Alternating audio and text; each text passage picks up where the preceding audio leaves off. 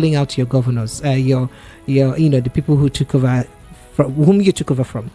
Well, Kano State Governor Yusuf probes theft of government assets, political violence under Ganduje.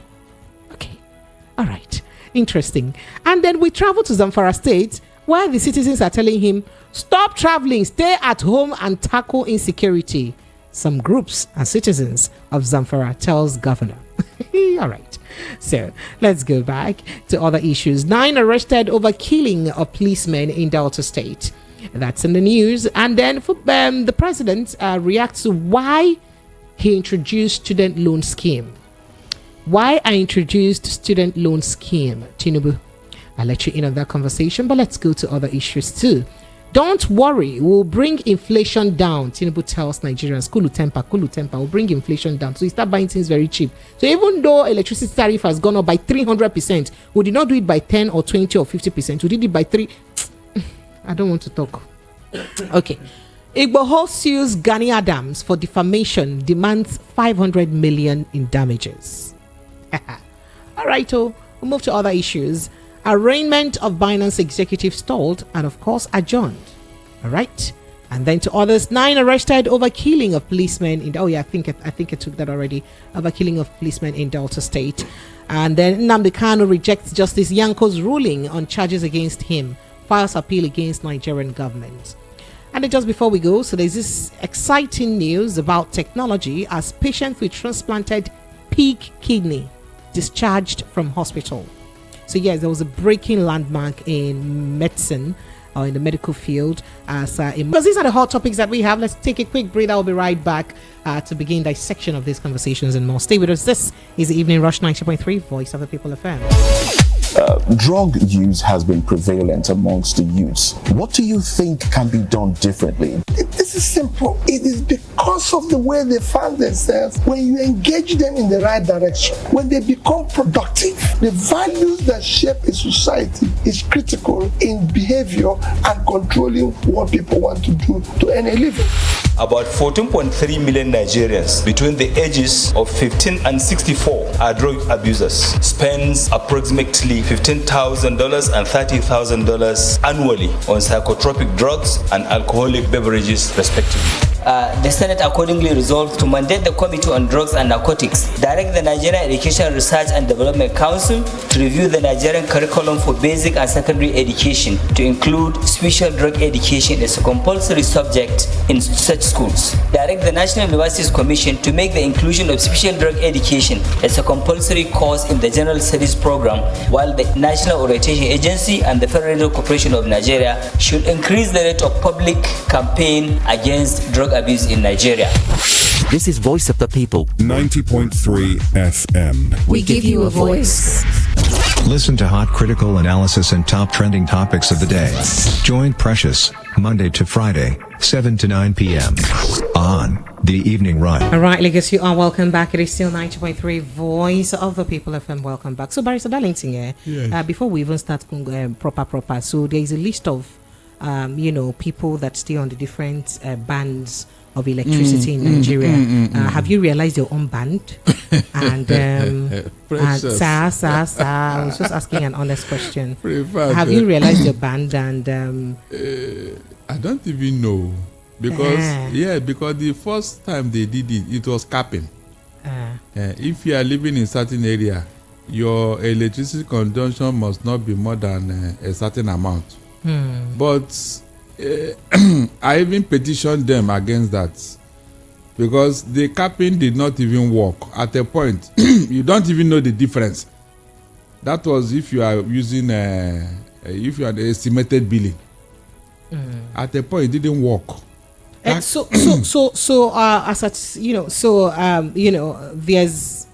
people that they have been mentioning that the spread people band A, band B, band C to E. The E's are the 4 hours a day. The 4 hours a day. But right now, with the way electricity is, it's looking like most people are now within that 4 hours. 4 hours. That's what I'm saying. So I don't even think the band A people are still enjoying 20 hours of light. But they said now that they will compensate them in their billing method.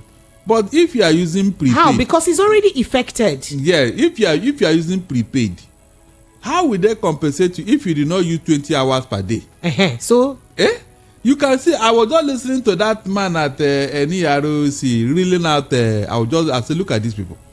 How will you compensate somebody on prepaid meter who did not enjoy 20 hours a day? So how? Barrister Darlington, what irks me or makes me a bit uncomfortable the most is the fact that it's the astronomical increment. I was thinking, is it not at least a bit more humane for government to understand the fact that Nigerians across board, including the rich, apart from politicians, I can't tell, are going through very tough economic situation right now. So, I mean, nobody is saying perhaps don't increase, but people are worried about the level of increment. How do you decide to increase? You did not increase by 10%, not 20, not 30, not 40, not 50, 200. not even 100, 300%. But I said, Darlington, something you used to buy 66. 68. 66. See, okay, that's what they said. yeah, 66. Yeah. From 66 to 225. Tell me how many is even above 300%. Is even above 300%. Because if you do 225 to that 66, it's just about 3.4%. 300.4%. Let me tell you what happened. Maybe Nigeria didn't know this. You know what they did with the fuel subsidy is what they want to do with electricity subsidy. Now look at it this way. They said they want to save 2.something trillion. And so that they'll stop the capping. You know that they said they've been subsidizing electricity for us. Yes. Which have not been verified. Is it not when you do energy audit, you know exactly how much is being consumed and how much is being expended? Because right now, we are hovering between 4 and 5,000 megawatts. Now, did anybody check if that 5,000 megawatts is being put out every day? The answer is no. So where we are you subsidizing the 2.something trillion naira? Or is it what this discourse, it's a private investment now. So what they reel out and gave you as a government, you now accepted it hook, line and sinker, and you want to pay them without asking this amount, where exactly did you use it? Did the people of Nigeria use this particular energy that you are giving us the cost like this? You see where the criminality comes in. The same thing they did with the fuel subsidy, they are doing it now with electricity, whereby they will tell you that they are subsidizing 60 million liters per day. Meanwhile, Nigerians are not using more than 30 million liters. You can imagine exactly what they did with the fuel subsidy. That's what they are doing now. Because I don't see which energy, which Nigerians, which megawatts have you been using that kind of money?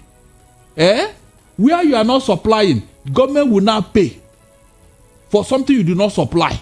So, Barrister Darlington, it now brings me back to the question I wanted to ask. First off, there is a subsidy is gone issue that right now in Lagos State, there's a sort of fuel subsidy. People are not even seeing it to buy.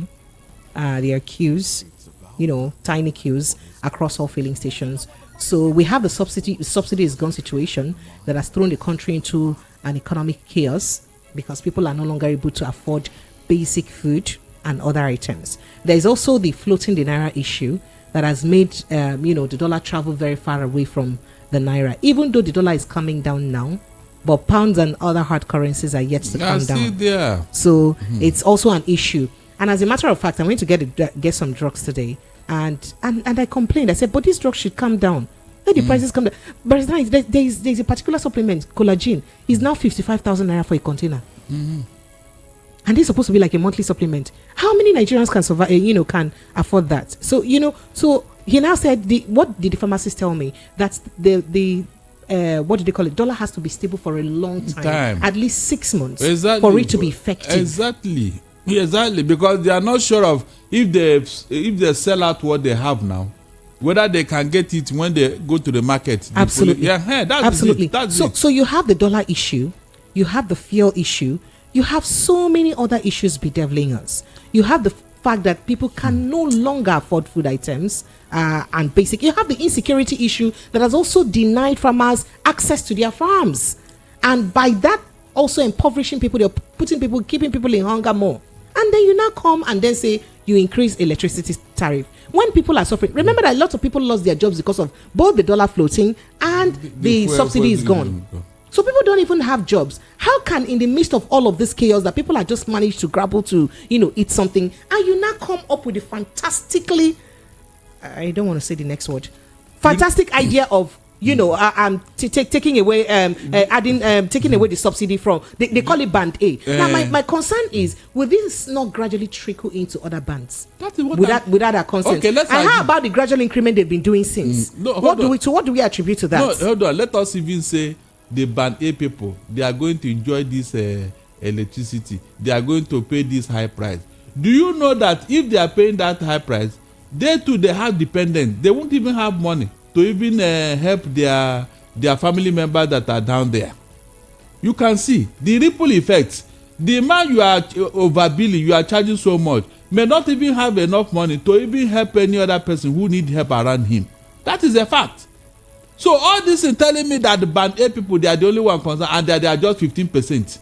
What makes you think that those people, they are not already overburdened? And I even wanted to ask, how do we know that 15% is actually people who can afford it? Are you saying that we don't have poor people among that 15%? There is a statistic, is it not the central bank that came out the other day to tell us that it's less than what do they call it? Less than 5% of Nigerians have up to 500,000 in their account. Yes. So somebody with not up to 500,000 in accounts, how can the person afford electricity of 500,000 naira every month? Is it even possible? As I'm talking to you now, people are relocating from their 3-bedroom flat. They are looking for self-contained and 2-bed. Some have even left their highbrow area in Ikoyi and Lekki. They are coming over here. Is it not because of house rent? So where is the band A people? Where? Precious. Right. You see, it's like the government just wake up and then somebody will sell an idea to them. Say, do it. Like World Bank. Do you know that this problem now was created by World Bank? They told Tinubu remove this electricity subsidy. Meanwhile, pressure, do you know the hypocrisy? Do you know that today in fact, I want one of them to come here. Let us debate this matter. If you stop subsidy on agricultural products, on fuel, on electricity, energy, on education, on health, in any of the Western countries, that country will collapse the following day. They will collapse. The Western government, all of them, till tomorrow, they subsidize these things to their people. I said till tomorrow. Yet, they are telling you to go and because you are owing them.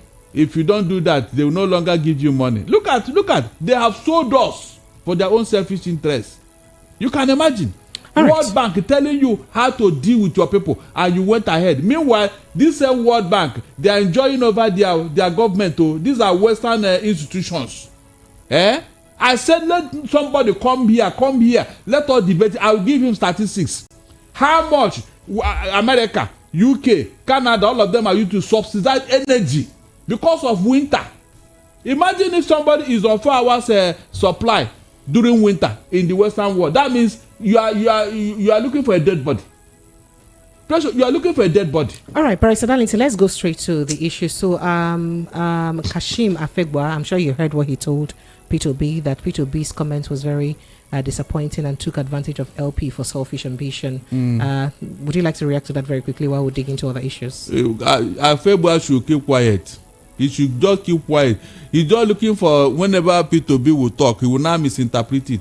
What did the P2B say that amount to selfishness? What did he say? No, hold on. What did he say that is that of selfishness?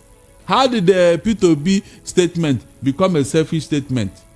They want him to start behaving like a dictator. Anybody that talks, you will go and box him, deal with him. Look, when you have a character that you are known for, you cannot change it at old age. P2B is not known for this agbero politics. He schooled in UK. I mean, he has been there. A man who has been a bank manager in the United Kingdom, who has been chairman of a bank in the United Kingdom for 2 years. You should know that the culture have gotten into him. Where he's coming from, that's not how they play politics, for God's sake. Nigerians want to turn P2B into an agbero politician, but he does not want that. That's what is happening here. That's what is happening here. Where P2B is coming from, they don't do things like this. They don't. They just want to turn him into something else. Then tomorrow they say, you see now, look at that people to be now. Shebi na him they do like this. Look am. He don't even do pass Agbero. Why can't we be decent for once? Why can't Nigerian I told you here we don't have politicians. People just wake up and behave anyhow just because they want power. Okay, when you get the power, what happens? Is that a license to heaven? The other people who got the power, what is going on with their life? I just don't understand the way some people behave. They want you to behave like them. That is the only way you can be acceptable. Is it fair? You mean we cannot have a decent politician in Nigeria? We cannot have a decent politician in Nigeria. Everybody must be an Agbero for you to succeed. Is that what they are telling me? No. We must not all of us grab, snatch, and run with it. It has never helped any country. Barrister Darlington, let's move straight to the conversation. We have never helped any country. It has never. Since we have been doing it, where are we? Precious, where are we? No, where are we? Since we have been doing this politics, where are we? Okay, so let's get started with the conversations that we have today. On our hot topic today, the first light up story. In Rivers State, the All Progressives Congress APC in Rivers State says, in fact, they're raising an alarm over an alleged plan by Governor Siminalayi Fubara to procure interim orders from some judges to declare the Martins Amehola led State House of Assembly illegal or illegitimate. Now, speaking during a press briefing, they gathered press people sit down to talk in Port Harcourt on Thursday today. The chairman of the caretaker committee of the APC in Rivers State, Tony Okocha, who withheld the names of the supposed judges on the list to be procured by Fubara, promised to name them in his petition to the Nigerian Judicial Council. So apparently, he's already taking it there, writing a petition to the Nigerian Judicial Council, and naming the judges. That these particular judges want to give Sim Fubara an interim injunction or order so that the Martins Amehola led House of Assembly will be declared illegal. But what worries me is that I know that case is already in court, and I know that there is a case of how legitimate or whether or not that assembly is legitimate is also in court. So I don't understand what makes any difference if there is a court order to that effect. You have forgotten. There was another court that sat in Abuja where somebody decreed that they are legitimate, that Fubara should withdraw the cases, so that he had decreed. In fact, he ruled out. He passed a judgment. Oh, Barrister Darlington, you see, now I almost followed you now, and I thought it was really a court. You're talking about the settlement by the president. Why are you doing like this now?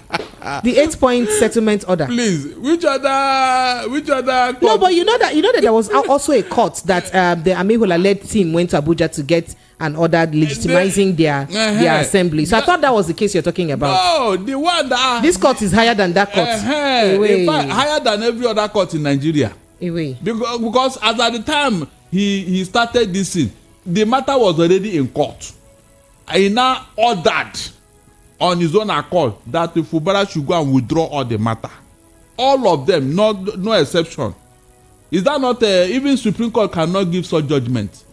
So what are you talking about? That was what Fubara said is not constitutional now, that they cannot force it. So if you now go to court, he said that even though he obeyed them, that are not constitutional. Yes, but this is what these people are now hammering upon. That the 8-point agenda has not been implemented, the budget has not been represented. Can you imagine illegality? They are even so proud to say it, that a budget that have already taken a life of its own should not be represented for them to now. So that's the only one that is paining them now. Yes, sorry, now. that is a bone of contention. Because whenever such a matter come up, that something happens, there must be input and output, padding and inserting. So since they did not do it, they are not happy. That's the only reason. If not, why? What are they complaining about? What they normally do during this budget something, they did not do it because all of them were in disarray as at that time. Okay, so with the purported impeachment plan on Fubara, do you think that would hold waters? Why would they? They are illegitimate assembly now. Or do you think that's the reason why Fubara is why they think Fubara is or Fubara is allegedly pushing to get? Of course, yes, now because like I told you here, if a deity becomes too troublesome, in our environment, where I come from. It is reminded of the tree that carved it now. So if this assembly continue to behave as if they look, Fubara will say, look, you people, you are sitting with one leg. I can push the table out. I can push the chair out, and all of you will fall down. That's what he's trying to remind them. They know what is happening around them, and they are now making noise as if they have the order and they have the power and authority. When it comes to state assembly, those ones in River State, they didn't qualify to be one. No. Why? They resigned. They resigned. Did they resign? They just left their party to another party. Look, they left. Yeah, when they left, so and the court have already ruled. When you have left one party to the other, you have lost your seat. Are they not aware of it? No, hold on. Why didn't they go to court and challenge it? That go to court and see, because there are precedent already set. Anybody can make reference to it now. Even the assembly, they know. So what are they talking about? They are no longer members of River State Assembly, House of Assembly. They are not. They are not. The ruling is already there. Okay, so let's go to Uche Secondus's response to Wike amid the ongoing political Cold War in River State.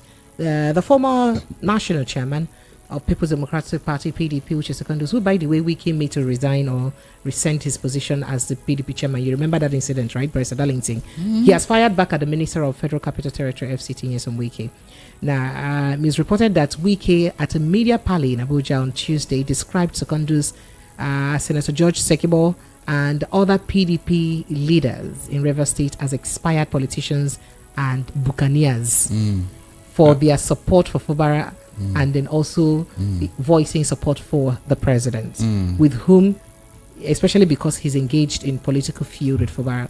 So reacting to, in a statement yesterday, Wednesday, Secondus, through his media advisor, Ike Aboyi in Abuja, said Wike's performance at the media engagement was an exhibition of his well-known trait of economical with the truth, harbinger of half-truths, and a mastermind of outright falsehoods, just to hoodwink unsuspecting members of the public to believe his brill by playing to the gallery and drawing some unwarranted applause and attention. In fact, Secondus further described Wike, his former political ally, as a showman noted for his double-speak, twisting of facts to score some cheap political points, and someone who stands the truth on its head. Away. He also referred to Wike's utterances during the Abuja Parley as appalling and rather unfortunate, more so when he characterized our revered political leaders of River State, casting them in bad lights by referring to them as transactional politicians, political vampires, and political buccaneers. Away. Professor Darlington. Well, This matter. Everything he said about those people is what he represents. Oh, wow. Everything Wike said about them, in fact, he is worse.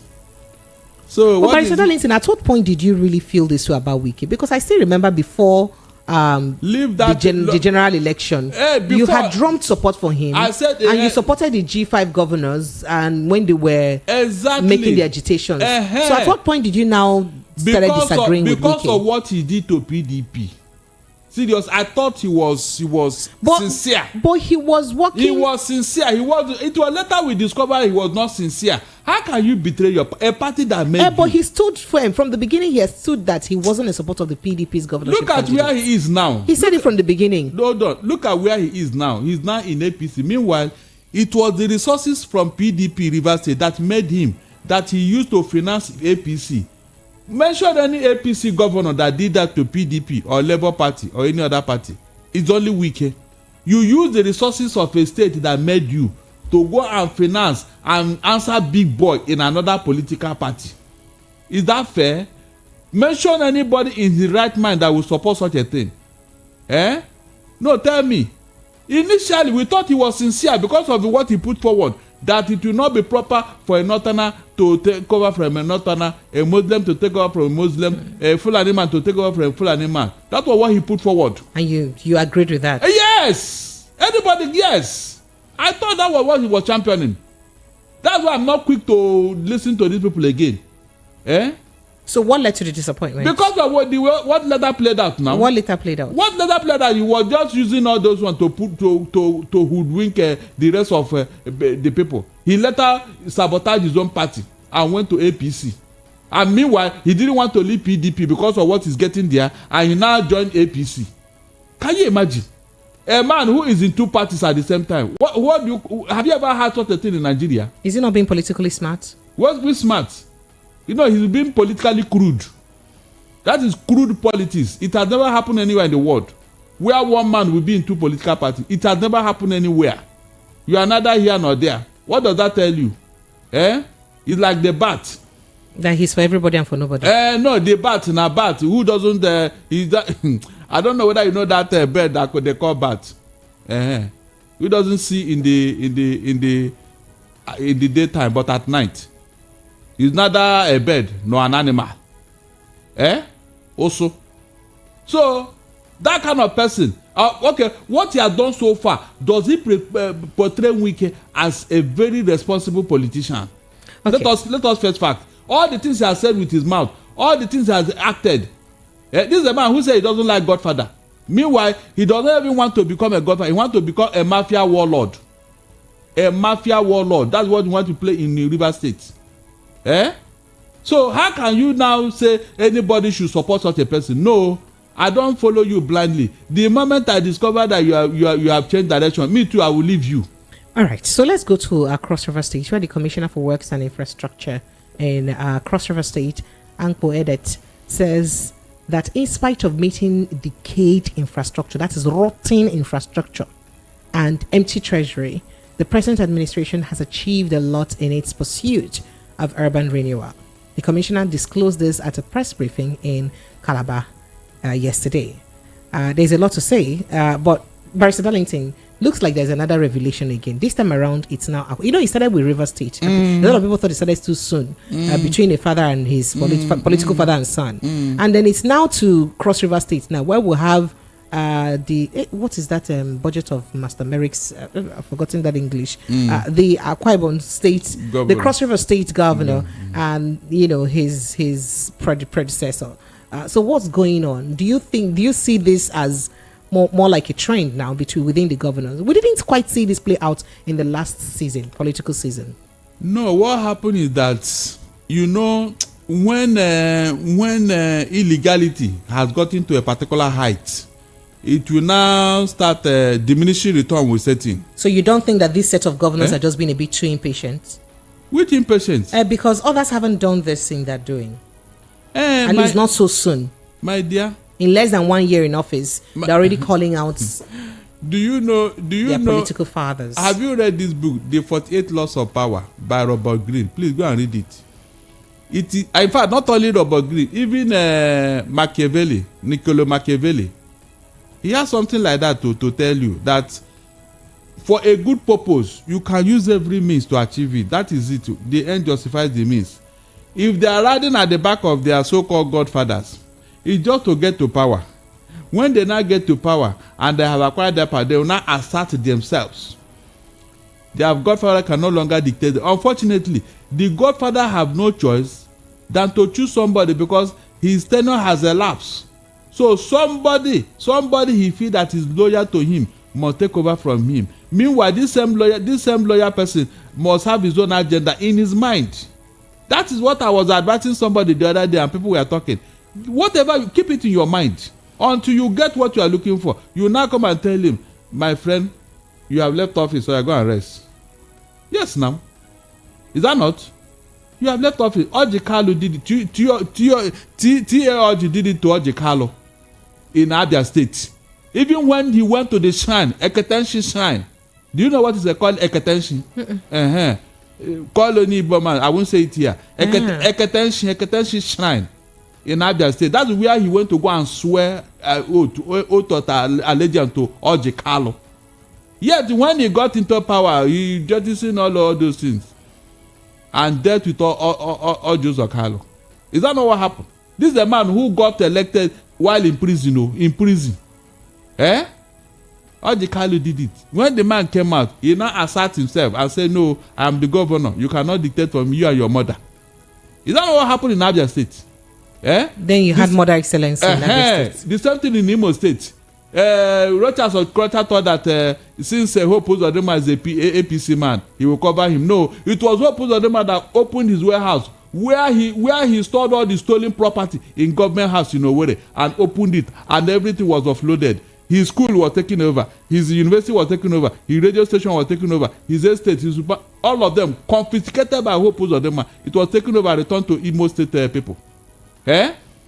Rochas never thought, he never believed that such a thing could happen from an APC man. So these are it. There is a limit to infamy. I have told people, don't rely. It's just that when God remembers you, he will use your best friend to deal with you. Your best friend, that best friend you think that is your party. That is how God works. Okay. So it's a season of calling out then. Yes. And then it's yes, not far from what this is not Godfather something. This is what more people may look as a witch hunt or political witch hunts. As Kano State Governor Abba Kabir Yusuf has set up 2 judicial panels to probe misappropriation of government assets and cases of political violence in the state. The 2 plans are to unravel those involved in misappropriation of public properties and political violence between 2015 and 2023, just exactly at the times when Ganduje was in was the governor. It's been reported that All Progressives Congress APC National Chairman Abdullahi Ganduje was, of course we know, he was in state. So So inaugurating the panels on Thursday today, Yusuf vowed to bring those indicted to the crimes to book. Now, people are saying that this is a political witch hunt. Why only probe this within 2015 and 2023 if it's not directly targeted at Ganduje? Remember that there were accusations of Ganduje selling out prominent properties to his cronies in Kano State. Exactly. And that's one of the reasons why Abba Yusuf went on a demolition spree immediately he got into government. So do you think that this is actually to get back properties that are meant for Kano people to Kano people, or just a witch hunt? No, it's not a witch hunt. As long as it is legitimate, yes, let him go ahead. As long as it has to do with stolen government property, let him go ahead. I told you what happened in Owerri. As long as there is evidence that these things were taken away by crook, let him return it. I wish all of them can be doing like this, so that when you are stealing government property, while you should be thinking twice. At least when you hear what happened to Mr. A, you'll be asking yourself. In fact, when you want to select your godson who will take over from you, you ask him, come. You know that property in that place. You know how it happened. Are you going to take it from me? Or you're right, yes. Or you're right, sign here for me. This other thing that I took from that place, you know how it happened. It belongs to me. Are you going to touch it, or you're signing here? So these are the things that are going to do now, so that by the time you sign, or you swear by Satan that you will not do that too. That anytime you do it, that Satan should do. I will call. That's what they are going to turn into next. If they know that the property they stole, that somebody is coming to take it, they will stop stealing. Pressure, they will stop stealing. Yes. Okay, so in Zamfara State, it's a bit of a different scenario, as the Southern Nigeria Youth Movement has asked the governor of Zamfara State, Daud Lawal, to stop junketing across the globe and focus on providing security in the state. The group said it wonders how the governor claims to be traveling abroad to attract investors to a state that is not safe for indigenes, not to mention foreigners. You'll recall that the governor has been in some sort of loggerheads with the more like the federal government, where he's been accusing them of communicating with bandits and settling bandits. Of course. And he's had that issue. And of course, you know that the past governor of that state is Matawali, by the way, whom has been accused of having some sort of allies in the past with, or has been fingered for having some sort of allies, as according to naysayers, with bandits, because it was under his administration that a popular bandit got banned in that same state, and top government officials from his administration attended the event. So, but now, and then the governor of Zamfara State is one of the governors that they said don't reside in their states, because it's either they stay in Abuja or they travel abroad and govern the state by proxy. So, do you think this agitation is very valid by requesting that he comes to stay in the city he's a chief security officer too, he presides over? My dear, Zamfara is in fact is a testimony of a state run by bandits. It's a testimony. It's a very good case. When you want to describe a state run by criminals, that is the Zamfara. That's why the governor cannot stay at home. I'm telling you. This is a serious accusation. It is not. You can see it now. You can see it. What is the problem there? Is it not the Zamfara gold, which is one of the purest in the whole world? Meanwhile, the federal government cannot even step in and say, okay, oh, this criminality must stop, because this gold is supposed to be used to better the rest of the country. But I was going to ask if it's not a nationwide property, a national asset. That is it. But the oil in Niger Delta is for the whole is for the whole Nigeria. But the gold in Zamfara is for Zamfara people. That is why you have all manner of criminals forming their own group and gang to collect the gold and sell it as they like. It is the governor that created those insecurity when they were pampering those criminals. That is it. I have been saying it here that this pampering of criminals will do us in. I've been saying it here. Nobody want to listen. Look at how powerful they have become, that the whole governor no longer stay in his office, in his state. They have become so powerful. They even sit down with the AK-47 clutching across their chest and dictating peace discussion, peace talk, telling the governor what they want and what. Even the governor defended it at the time when they turbaned that man. They said it's for him so that there will be peace. After the turbaning, was there any peace in Zamfara? The answer is no. So, if the federal government, whose responsibility it is to protect lives and property, cannot do that, what do you think a governor can do? A governor does not have his own army to command. He cannot even command the police, not to talk of army. So what do you want the poor man to do? He just want to manage his 4 years, and then maybe he will hand over from Abuja for his safety's sake. So you're in support of that? Look, is it not obvious? Okay. Do you want the man to die in office? He's running for his dear life. The insecurity at home, he has accused the federal government, and for that reason alone, the federal government is not even in good terms with them. Because of what he said about the federal government, they are not happy with him. And instead of the federal government to look into what the man was saying, nobody listened. What do you want him to do? That is what is going on now. All right. Now, speaking about security issues, the Inspector General of Police, Kayode Egbuatu, says 9 persons have been arrested in connection with the killings of police officers in Ueli area of Delta State. Egbuatu made the announcement today, Thursday, at a management meeting of the force. He said those arrested are currently providing the force with information that will assist in the arrest of those involved in the killings. You recall that about 6 police officers were killed at Ohoro Forest in the Ueli North Local Government area of Delta State, and that was sometime in February, I think February 23rd this year. Meanwhile, 6 other suspects connected with the killings are at large. They say they find them.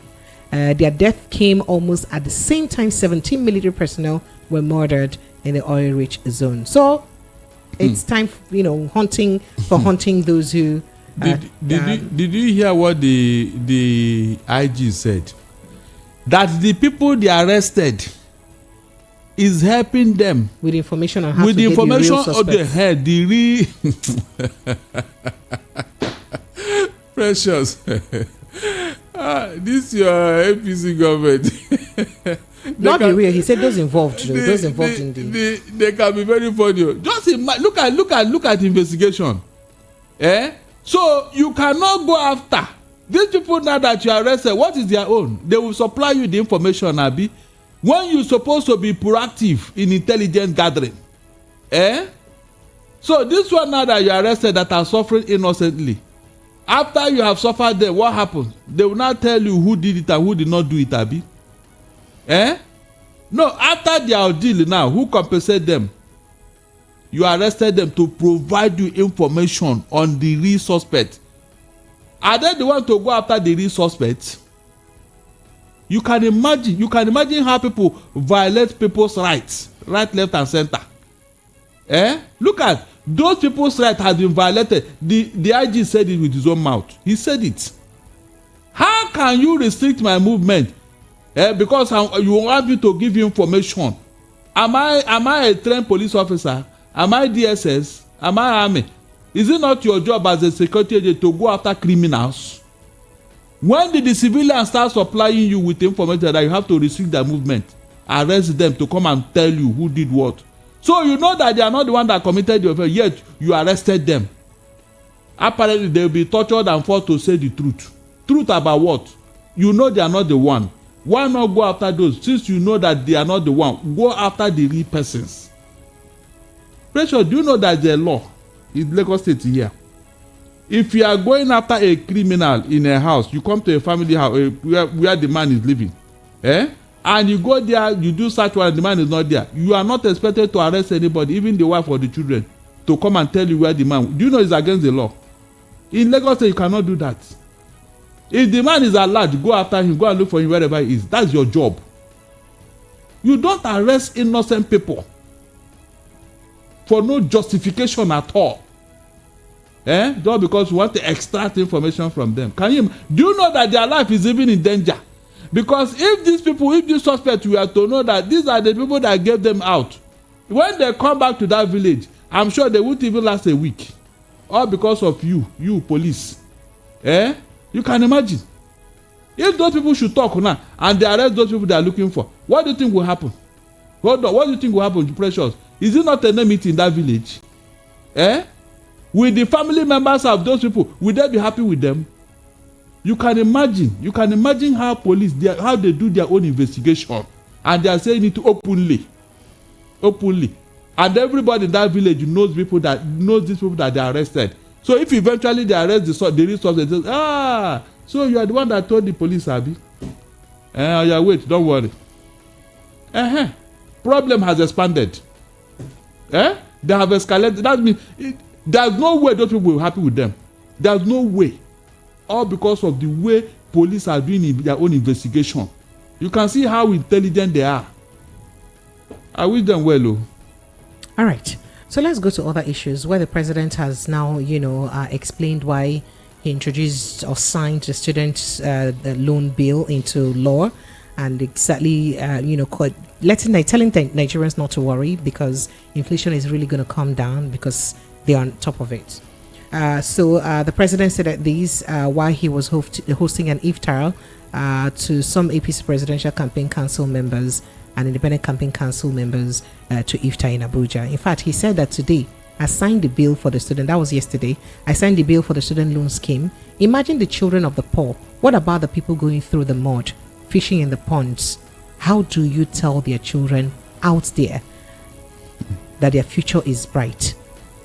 It is only through education that we can fight poverty. A promising future awaits our children. So basically, he did say that the reason why he signed this is to ensure Nigerian students or Nigerian children that a very bright future awaits them, and this is the only way it can happen. While he also did mention that when dollar was high, everyone was worried, but that they shouldn't come down. Now that dollar is coming down, and inflation will come down. He's assuring Nigerians that the prices of things will come down, inflation will come down. But Barrister Darlington, but my major concern is the student loan bill, right? Laudable one, as it should be. But my concern is, first of all, how do we sign a student loan bill when almost all the tertiary institutions, both state and federal government owned, have increased their tuition fees? Precious. How can a school fees go from 22,000 naira to about 160,000 naira, and the children of the poor can afford that? And then how do you compel people to take loans that they're in an environment where they're not sure they can get jobs immediately they finish school? Because if it was an environment where you know that, once I finish the school, I go get work. So you're sure that, yes, I'm finishing school in 4 years, 5 years. In the next 3 years after school, I should be able to pay the loan. But most of these things are not very certain in Nigeria. So how effective is this loan going to be? Precious. Sir? Go and mark my word.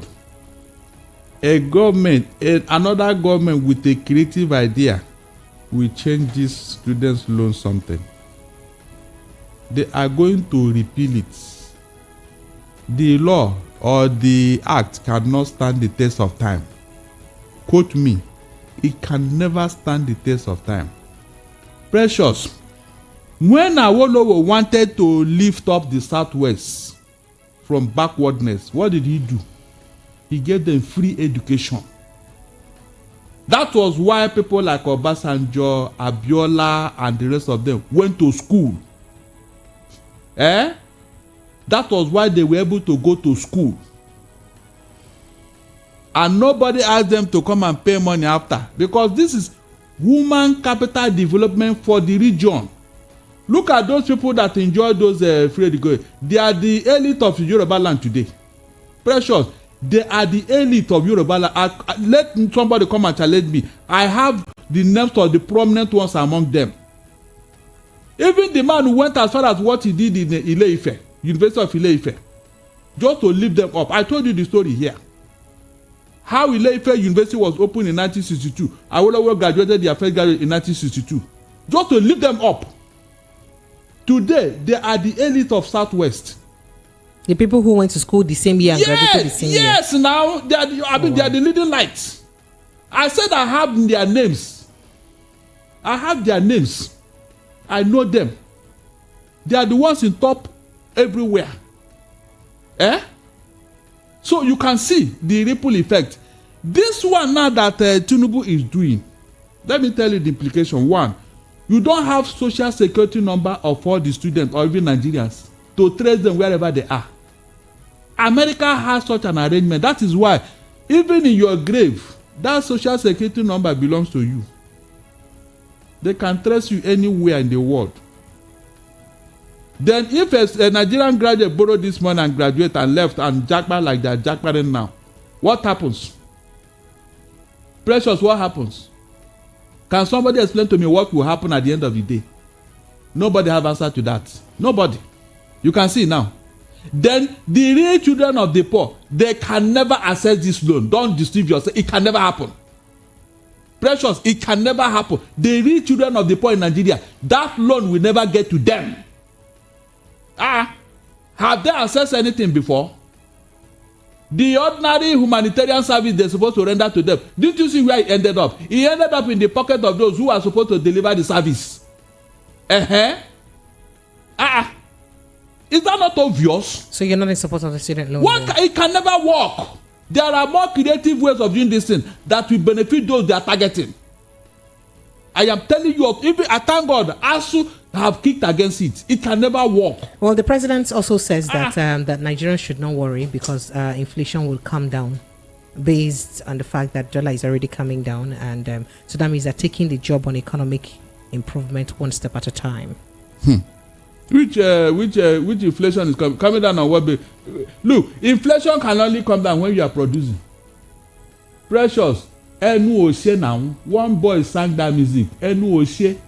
You don't do work with the mouth. Inflation can only come down when you are producing. Ask Tinubu, where is our productive base now? Where are those things you are producing? As to say inflation will, how will it come down? Inflation is when naira is chasing few goods.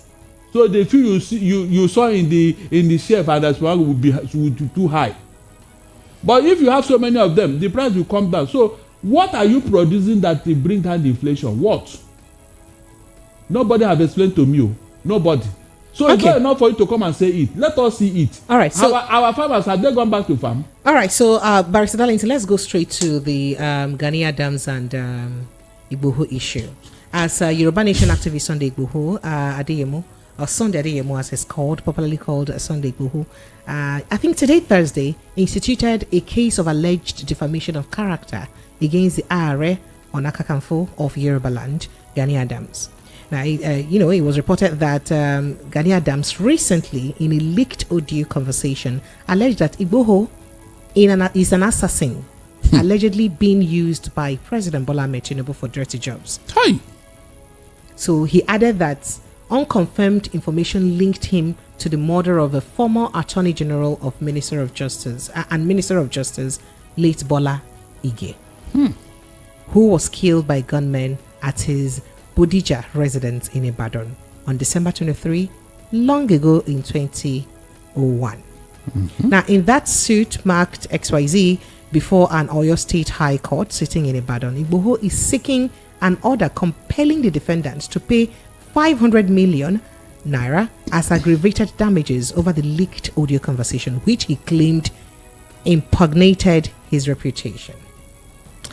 So, Barrister Darlington, Bola Ige is restfully resting in peace, and his matter was just jejely awakened. The matter will never die. Precious. That matter will never die, no matter how long it takes. You see Bola Ige's mother, you see Funsho Williams' mother. My dear, that matter will never die. As long as God lives, those men were brutally murdered for political reasons. Their matter will never die. Was he a murder? It was an assassination? What's the difference?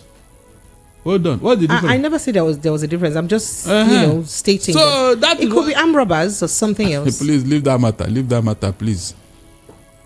Do you know the irony of these things? Do you know the irony? Let me tell you. Maybe you have forgotten.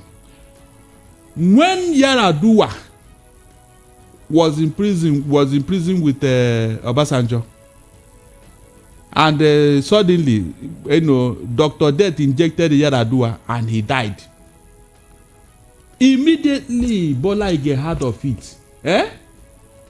This man entered the plane, rushed to where Obasanjo was being kept, and told him, never you allow anybody to inject you. Bola Ige. He ran to his brother. Never you, no matter what they do, don't allow anybody to inject you. That was the order he gave Obasanjo to save his life. He left. The following day, Dr. Death came and said, we want to take your blood sample. Obasanjo said, no, don't worry, I'm okay. They started flogging him, beating him for him to surrender and submit. Obasanjo refused for anybody to take his blood. That was what saved him. That was how he survived and came out alive, but to become president. Ironically, Bola Ige was Attorney General under Obasanjo. The night he left Obasanjo's house or government to his hometown, he didn't sleep in his house. They didn't allow him to sleep in that house. They followed him and he died on that same day. And I was expecting for somebody to say, we must find the end of this matter. I will use everything. I must know who killed my brother. Such a thing never happened. A man that was guarded by 4 policemen, all of them went to go and eat at the same time. And the policeman said that it was order from above.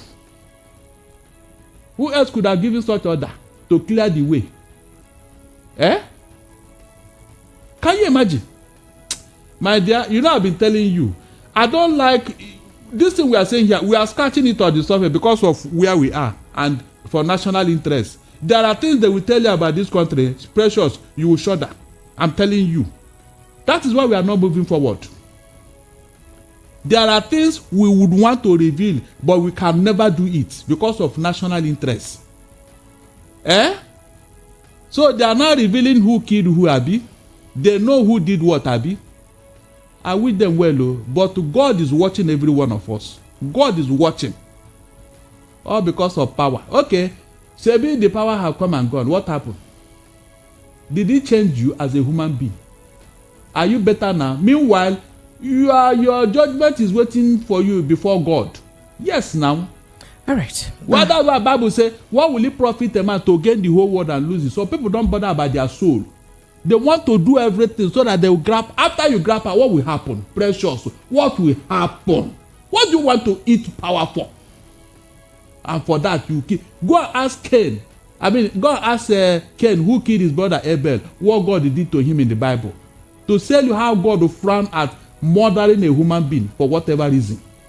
My dear, there are people Satan cannot even receive in his kingdom. Satan, when you see them, say, please, go, no. Yeah, your own is too much now. I didn't think of all this thing you did while you were at. Why do you want to come here?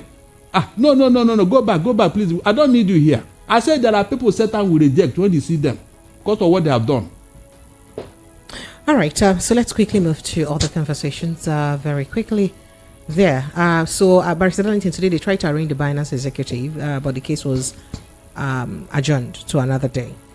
Do you see that case eventually making progress? It will not. This time is the EFCC. I said it will not. Okay, all right. In what direction? Let me let you have forgotten that. Look, Precious. Oh God, I don't know who is advising our federal government. Precious, that Binance is an app. In fact, the internet space is worldwide. They can operate from anywhere. It's an app. You don't even have a legislation that will say, okay, remember what happened with the Twitter. Remember. That was how they shot themselves at the right foot during the Lai Mohammed and Twitter, because Obasanjo, Buhari said something, Nnamdi Kanu said something. What happened at the end of the day? Your legislation cannot bind a global app. It cannot. It cannot. Okay, these people have now told you how they brought in $400,000 into your country. How they even help AFCC to repatriate such money, to save them this thing, that kind of money, and how they have even helped them to arrest some people who were laundering money. Nobody want to mention all these things. So nobody want to give credit to these people for what they have done. By the way, if you consider what other people have done and what you are accusing Binance is just a pickpocket now. Yes, now go after the real thieves. Go after the real thieves, which you know. Don't use this Binance to cover our eyes. We are not fools now. You invited them to come and help you. All of a sudden, you arrested them. You took them to court and brought up the terrorism charges. What happened to it? Precious, what happened to terrorism charges, which was the original charge they were telling Nigerians about Binance?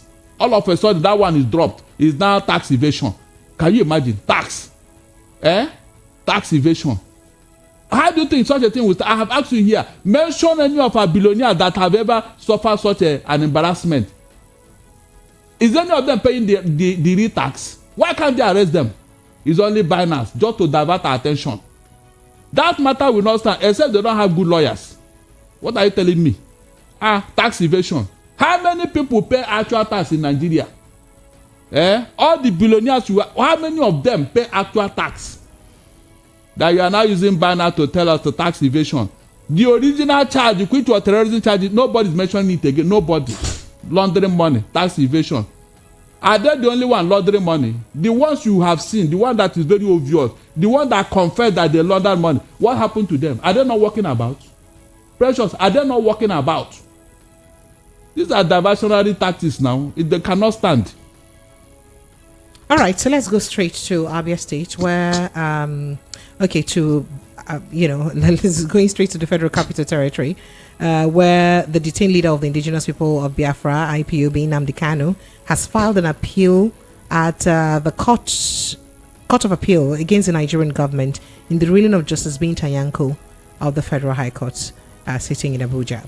Now, Kanu, who filed the appeal through his legal team, led by its lead counsel, Ijeoma, rejected the March 19 ruling of Justice Nyako on the criminal charges the Nigerian government preferred against him.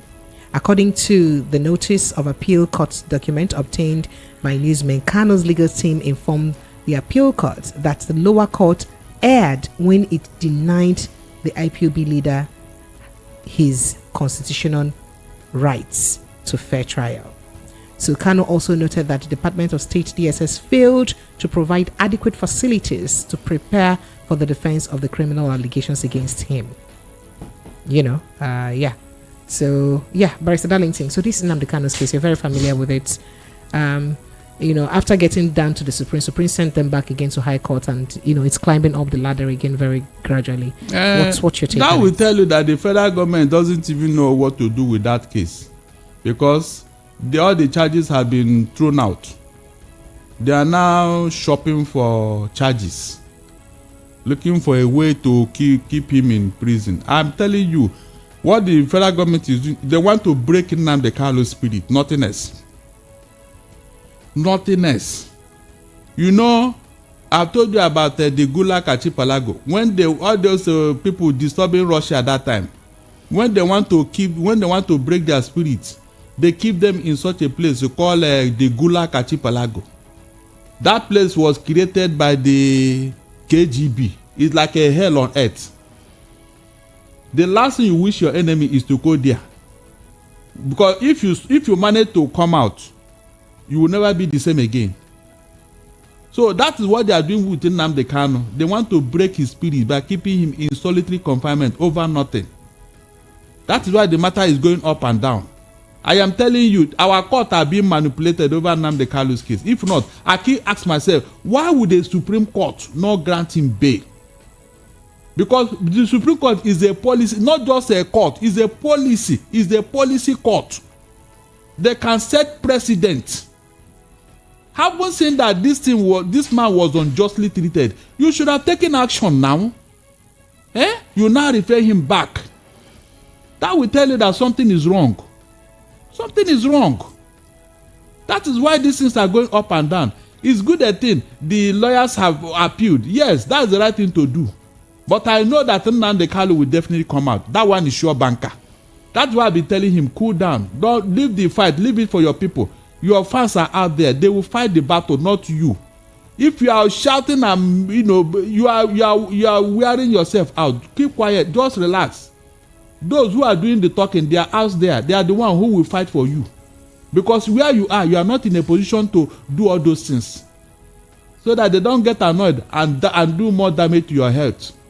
Just relax, feel free. Do whatever they are till you come out. Let them continue to go through the court process. Eventually, a pharaoh that knows Nnamdi Kanu may come on board and say, oh yeah, let my people go. It has happened severally. Nnamdi Kanu will not be the first person. And I've given several examples.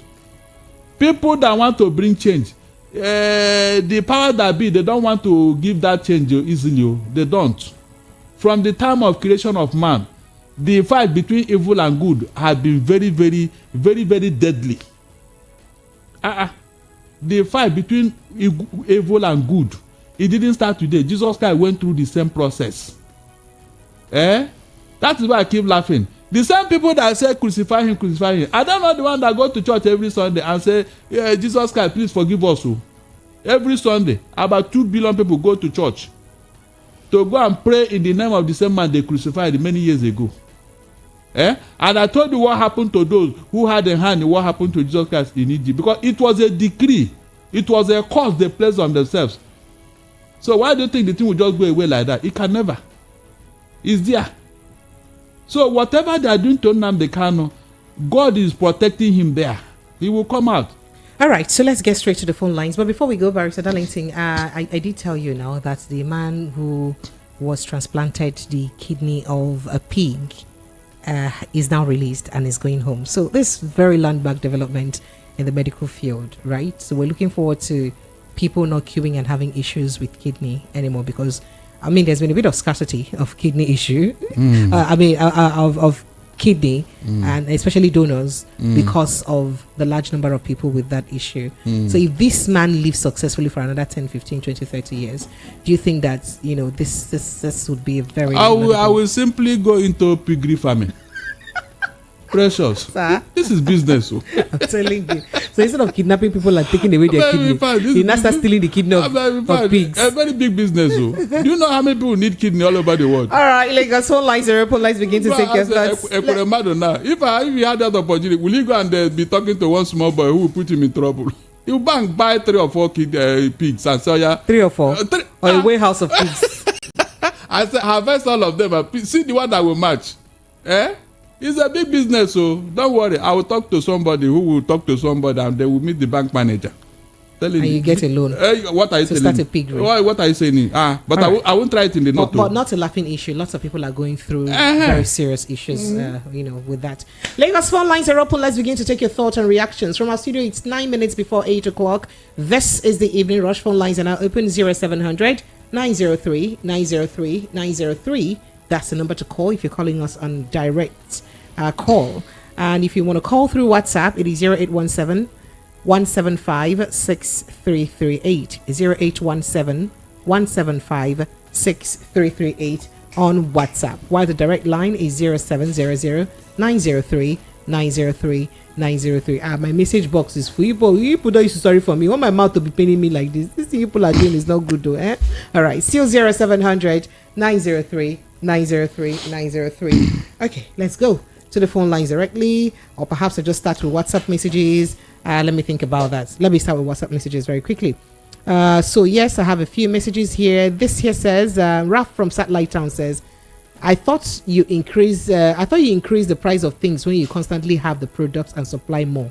We're not having lights before, and you increase it by 200%. It's not 200 or 300 though. If at 300.4, you guys don't insult that percentage. It seems that Nigerians are completely weak and hopeless. I am really sad in this country. Honestly, nothing gives me joy here. Sorry, Ralph, please take it easy. In fact, let me go to phone line and hear somebody's voice. Hello, good evening to you. Hello. Hello, good evening. Yes, good evening. Welcome. What's your name and where are you calling from? Okay, my name is Colin. Calling from Badagi. You're welcome. Go ahead. Let's hear you. Okay, greeting to Mr. Daliti. Hello? Go ahead now. You have the floor. I've been waiting for you to talk. Go ahead. I'm sitting now. Yes, I don't want to talk about the cryptocurrency, the cryptocurrency, because I heard that the man they arrested said he doesn't have a case to answer. He hired a senior colleague to defend him. That the company is a limited liability company was duly incorporated. I promise you, Nigeria government, if they still want to have a case with in their custody, they still have a case. If that limited liability company is not registered with Corporate Affairs Commission in Nigeria and Federal Inland Revenue Service, that means they transact illegal business in Nigeria. You still have a case to answer. Yeah, you still have a case to answer. All right. Then when you come to hello? No, yeah, we are hearing you. Go ahead. We can hear you. Yes. For Nnamdi Kanu, I said let us pray so that the government will have a mercy, a prerogative of mercy. But some people say, why must it be the southeast? Why must it be east? I will believe that and pray to God for divination. I say, well, it happens sometimes. It happens sometimes. But I pray the way Mr. Daliti relates the message. One day, if you should mind his utterances, if in cage, he can't be more aggressive than those that cage him. You should mind his utterances and be calm. Sometimes you find yourself in such a record. You need to be calm. You need to talk politely. Talk as if you are a gentleman before you know what, somebody will have mercy on him. And I believe one day God will have mercy on him. Thank you so much. All right, thank you. Thank you so much, Oscar. Appreciate you. Thank you. Yeah. All right, thank you. Okay, so let's take a few more messages. Anna Paul Coker Anna Paul from Coker says, please use only 30 minutes for your time. Play better Nigerian music for us. I'm tired of Nigerian matter. Unfortunately, this is a talk station. No music for you, nothing for you, Lagbaja. Remy from Akoka says, Tinubu came to power and tripled petrol prices, tripled exchange rates, tripled the cost of all food prices, tripled the cost of essential drugs, and now he has also tripled electricity tariff. Precious and Ogada Linting. Is there anything ordinary Nigerians are benefiting from Tinubu's government? Tinubu's regime has zero interest in improving the efficiency of service delivery. They are all about increasing tariffs, taxes, duties, and costs of services. By the way, import duty, how far now. Nigerians will pay more for worse services. By the time Tinubu APC-led government are done, and I go see, and I go no say AC no be. AC na luxury. AC. Who turned AC on for you now, Anybody who's in that band, or anywhere that turns on the AC for you, just know that person is Babala. Okay, Dayo, this is your message. If you start with that, your normal rhetorics, I'm not going to read it. I want to ask a question. Are we in the democracy or in feudalism? Since what has Nigerians benefited from the government? Inflation, corruption, sorrow, tears, and blood. They increased fuel, schools, electricity, school fees, electricity tariff from 66 to 226.25. Really, house rent increased. No food, no security. Due to insecurity, they will tell you to tighten your belt while they live large like prodigal children. They have turned the people to beggars and almajiris in the midst of plenty. They have turned a secured country to a gangster paradise. You cannot protest. They will send the police and army. Is this democracy? The worst thing is of all, Nigerians have to bear this nightmare for the next couple of years. It's a shame. Okay, I will end it there. Thank you. I appreciate you. Good evening, beautiful, precious, and great Darlington. You both are looking great. You don't pick my calls again, please. I need my sa for the month. Thank you. Tony Chukudi. He said, please also step down. Hey, Tony Chukudi, what I have for step down today? It is hot. Okbo. It is hot. Because the matter self tire me. Too many things. But I'll let you know when the time comes. Okay, Phil from Akata says, if the student loan program will be judiciously implemented, I am in support of it, as my children or relatives may benefit from it. But my greatest fear is the nepotism, favoritism, and tribalism that will characterize it, because this is Nigeria and we know what APC represents. Wait, my problem is not even about the nepotism, honestly speaking. My problem is, why first of all just come and increase the prices of tuition fee in school, in universities? Now, what, just like somebody said, what exactly do we say as a Nigerian from your birth to your university level that you're gaining from your government? Why increase it? Because most of these universities were funded by government, are supposed to be funded by government. So why just come and increase? But suddenly, did you see the increment? Some of these school fees from 19,000, it went to 100 and something thousand. Who will pay? Which normal person can pay? That means it's everyone that will need access to the student loan.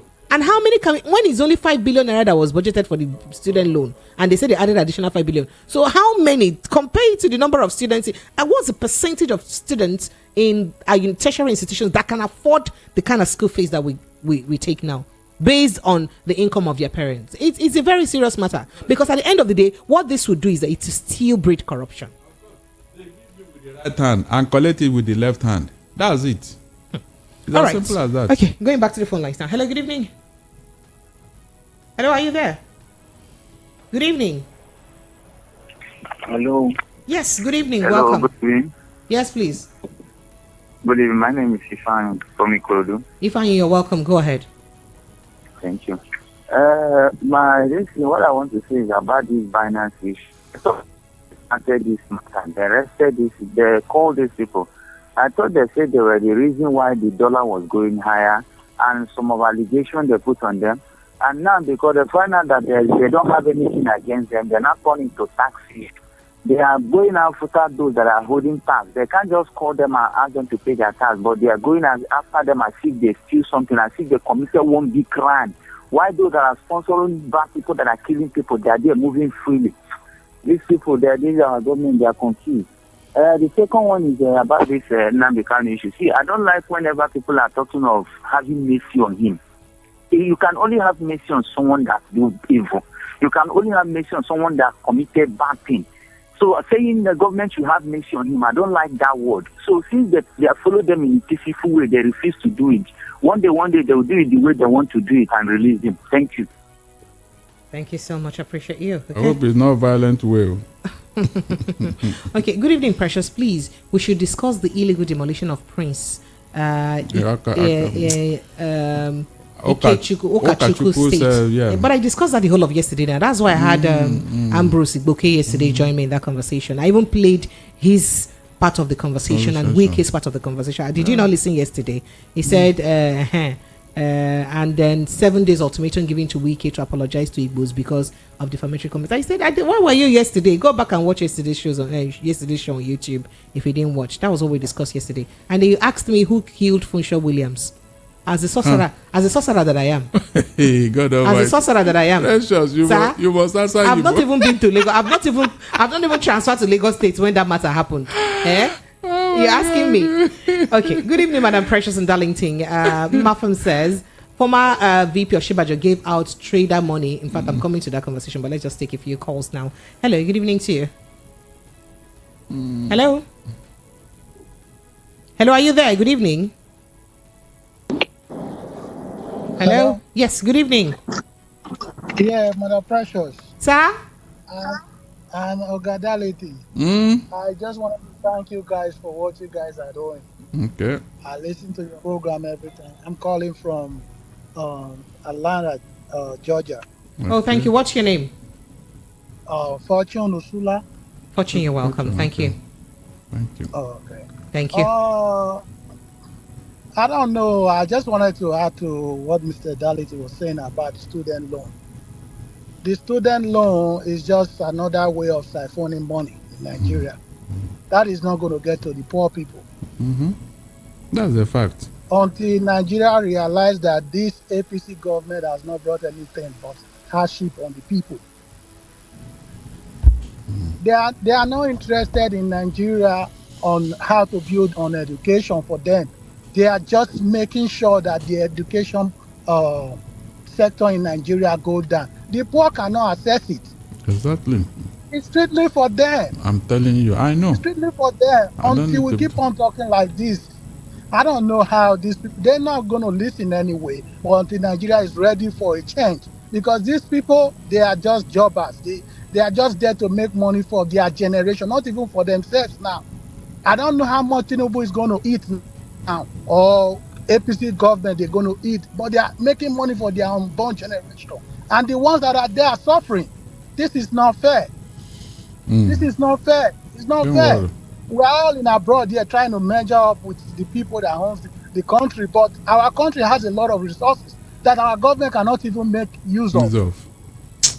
They are just borrowing money for nothing, no production.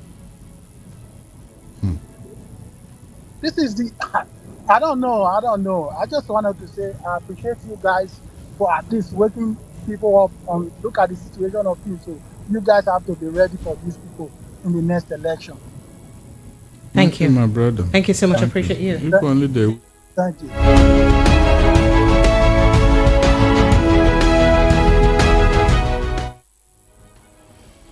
All right, Legacy still the evening rush 90.3 Voice of the People FM. Hello, good evening. Hello. Okay, so I'm not ready for this network issue now today. I don't have that strength. Hello, good evening. Are you there? Hey, Precious, I'm here. Hi, welcome. Go ahead. Remy, right? Yeah, this is Remy. Go ahead, please. This is your Darlington. Loved, whenever I have anything to do for the people,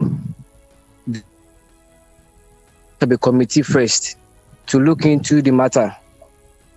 But whenever they want to force anything upon the people, it doesn't require a committee.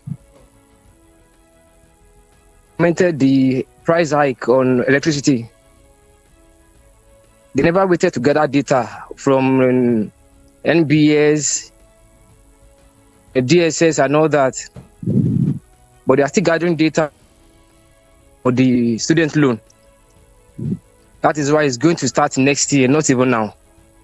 But started immediately. So Remy, your call is breaking because of network. Maybe you try to call us on terrestrial.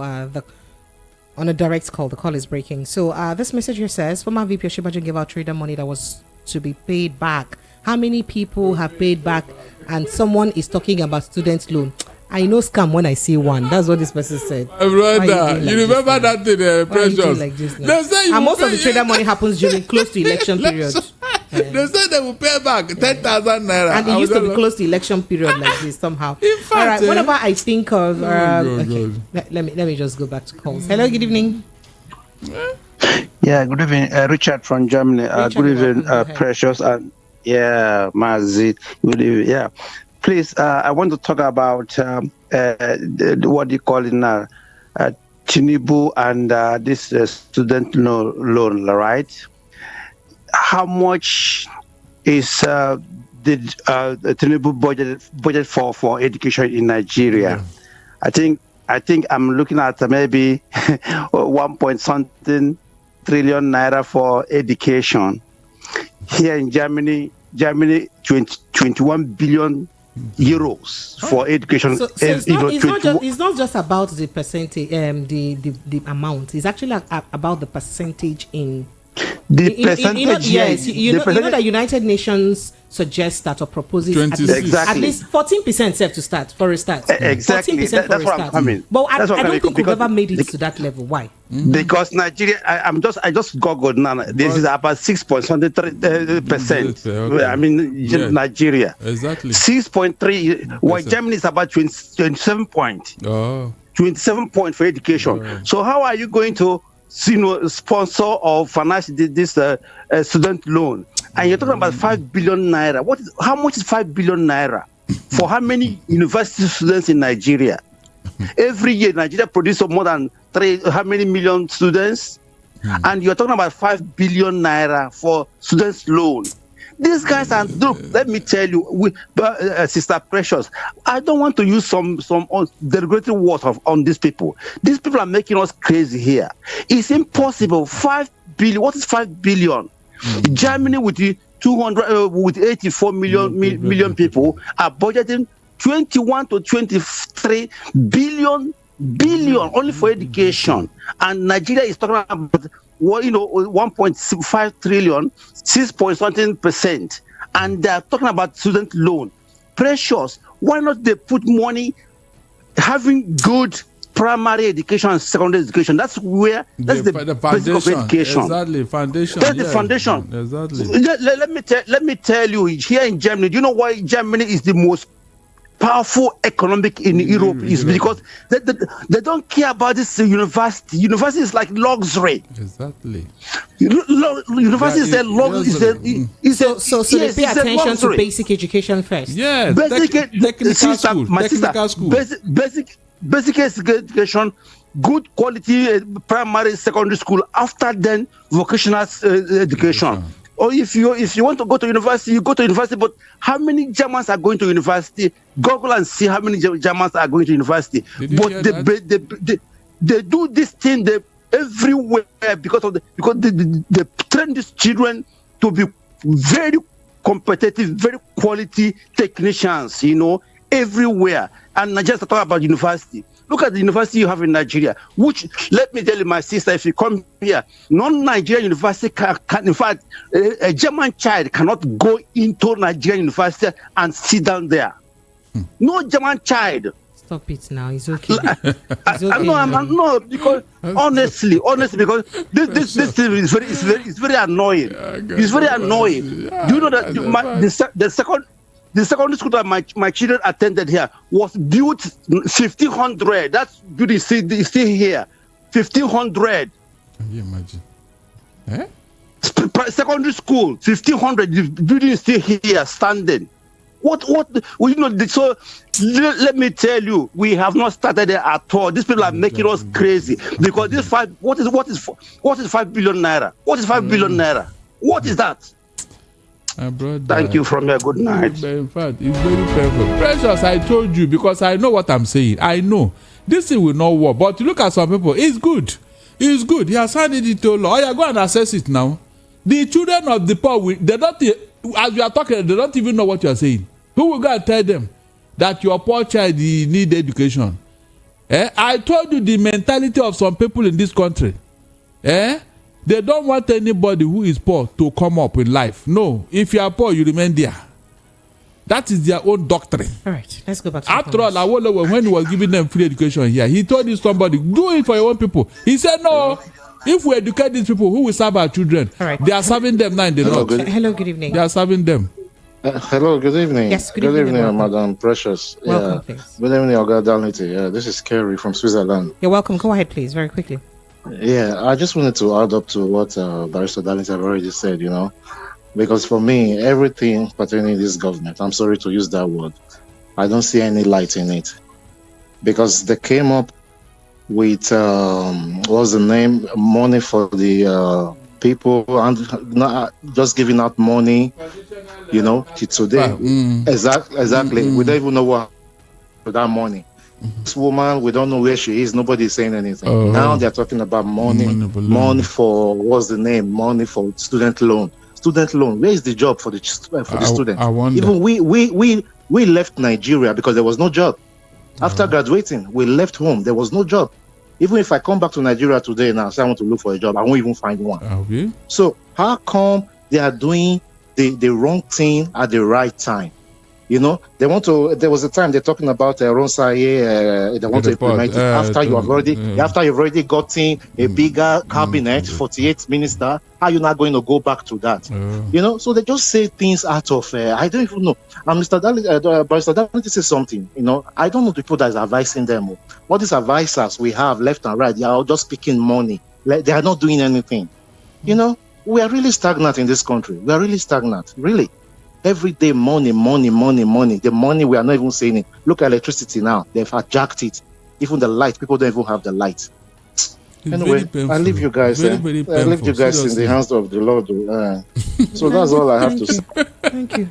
This is in the hands of the Lord. The light, precious, please. Listen, I have too many messages. Let me read the them. light that is not there, you are jacking up the tariff. Is it not annoying? Is it not provocative? Something you are not giving me, I'm still paying more.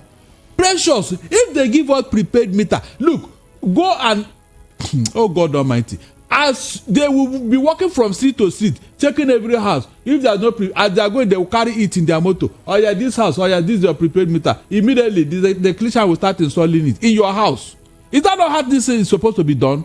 Now they said the prepaid meter have expired. You will now go and pay another money to replace a prepaid meter you have already bought. So every 10 years, you go and give them money. Alant, the new one now is 300,000 naira. Alant, I don't know how true it is. For you to replace your expired prepaid meter. Precious. You can see how these people are provoking the last Nigerians. time I checked, it was 80,000. So that's what I'm telling you now. The last time this thing came out, they said 90,000 or so for a single phase. Now I'm hearing something because of this new tariff or whatever. And I said, look at that. Just look at that. They just do things without thinking. Precious, without thinking. Just wake up and do whatever you like. Band A, band the B, band the C. What kind of life is that?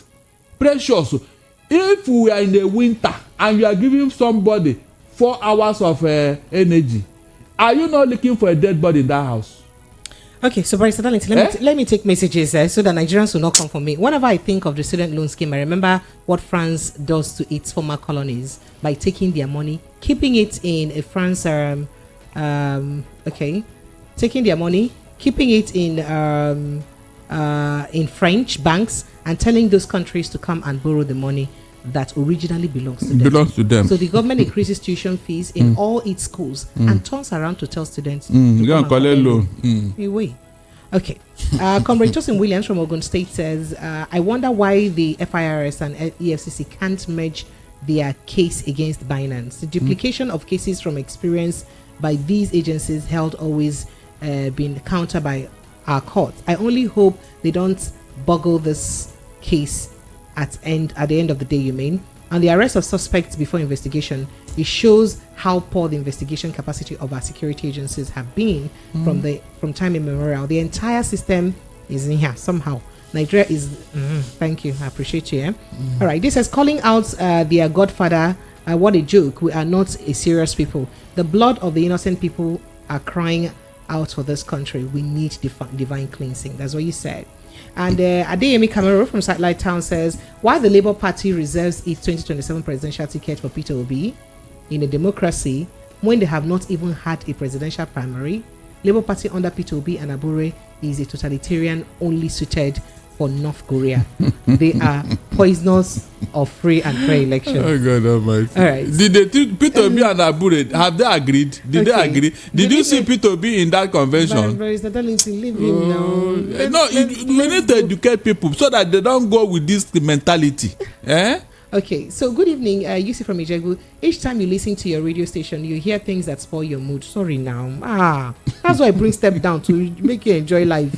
Sorry. When would we begin to hear good news about this country? But student loan was supposed to be good news. I didn't know it was not good like that. That is why we now have this successful pig transplant. Be very careful. All right. Do you know that we are holding ourselves at one place, but we want to make progress? How do you move forward when you're holding yourself at one place? And then, well done, Barrister Darlington. He's speaking from block language. Are you sure Mr. Darlington is not from the south side? He sounds like he knows the East New York language. Wike is pure snitch. Well done, sir. The only person from New York will send this message. What he say? What how big? He say I should watch how pig price will go up. Mr. Darlington's partner. He say, Faulkner say you should partner him with pig. Oh my God. Okay. Partner. Faulkner, are you waiting, please? So you two want a pig, right? Okay. Okay.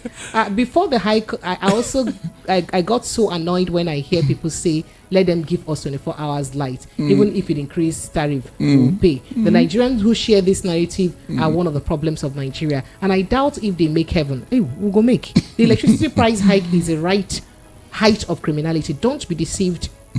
Everyone in Nigeria is on band A. Even if you receive 1 hour light, you would still pay above 200%. Exactly. This is madness. You know, and no one can say anything to reverse it. Rather, you would only be chattering on radio, and before you know it, the struggle. Oh, by the way, Sarah said that swing the president because of it. Of course. And before you know it, the struggle and smile like life continues. What's the benefit of being a Nigerian? I ask all listeners. As a Wike, I never liked him from day one.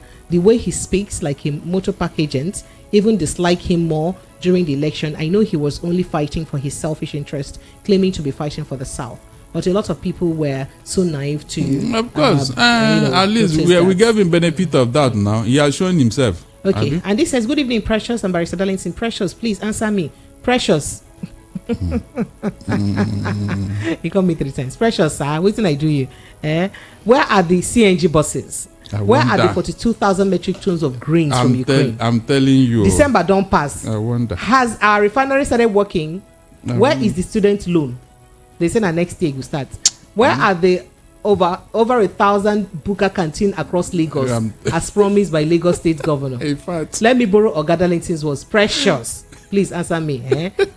Sir, are we not running audio government? Ezekiel, so cool down like this, type this message like this. Yes, no, these are issues.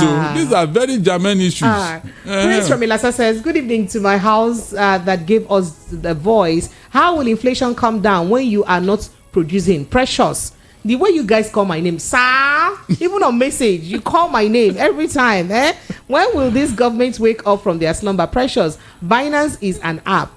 Who are they deceiving? They left pressing matters and they are going after what was gathered by the side of the pot. Hey, Madam Precious, who gave birth to these Nigerian politicians that are trading with Nigerians' lives in this type of manner? Or in the name of politics? Who don't ask that question? That is, I'm going to be a soothsayer and everything put together one day, Abby. Thank you. Sahid from Barawa, your message is so lengthy. I hope I can take it very quickly. I agree with Barrister Darlington's assertion that the government should provide free education for the citizens instead of student loans, but totally disagree with him when he said that Awolowo introduced free education to bring Westerners from backwardness. My question is to him is, backward compared to which region? Okay. Let me remind him that Westerners have been embraced or have embraced Western education long before the birth of Awolowo himself. That's why Yorubas are leading in all areas of discipline in Nigeria. Please ask him which tribe produced the first in practitioner of law, medicine, architecture, survey, etc. As much as I agree with him on many things, you shouldn't rewrite history as it concerns the Yorubas. Yes. I agree with you because political activism started in Lagos. I've been the first federal capital of Nigeria, so you cannot rule it out. Everything about politics started in Lagos here. They first embraced Western education, I know. But I am telling you the origin, how it started. Somebody laid down the foundation. In fact, when Awolowo started this, they were calling his schools poetry. Some people were making jest of him, but I've told you the product of those schools. They are the leading light of Yoruba land today. Let him tell me that it's a lie. What he did with the Ile-Ife University, is that not a way to lift up the people? Precious. You mean the aspect of graduating students in 1 year? Exactly. Okay. Is that not the way to lift them up? All those graduates and all that, are they not the one that occupy the ministries and all the corporate organizations and government ministries? So perhaps Sahid from Barra may want to dispute that claim that Awolowo did not establish a university that graduated students only after 1 year. Let him say it now. Okay. I go for that. I agree to Precious and Barrister Darlington. Under the APC government, segmenting still coming to us home and abroad. These people have no plans for us. Barrister Mr. Ola from Chicago sent in that message. Ola himself. Yes. Barbiji says, greetings to honor. God bless you. Precious, please let us say the truth here. Does the giant of Africa too poor that she couldn't give free education to all the children and the poorest poor? And why are they charging parents who stop their children from going to school because they don't have money to pay for their school fees. I wonder. Why would you be angry? Precious. Say, why are they charging them for child abuse? And if Tinubu wants to, he will do so because they have all it takes to give education to any Nigerian child that wants to go to school, because the country has the resources. Instead, they want anybody to be in the same level, either becoming Boko Haram or Agberu. Oh, you said a lot, but let me Precious, sir? You were here when I told you how one man who had an oil block in the south here, in the south, donated $500 million to a U.S. university.